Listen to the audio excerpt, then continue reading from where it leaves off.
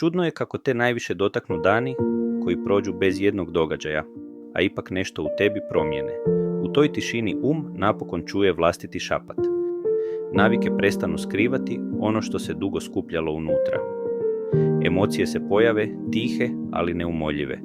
Strah se povuče jer nema ničega što ga hrani. I odjednom vidiš koliko si dugo živio na autopilotu.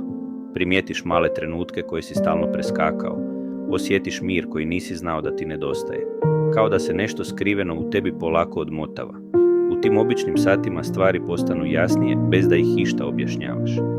Osjetiš sebe dublje nego u danima punim buke. I shvatiš da tišina nije praznina, nego povratak. Obični dani, bez drame i bez dokaza, najjasnije pokažu tko si. Jer tek kada sve utihne, vidiš ono što si dugo izbjegavao. I možda su baš ti neprimjetni trenuci mjesto gdje se stvarno vraćaš sebi.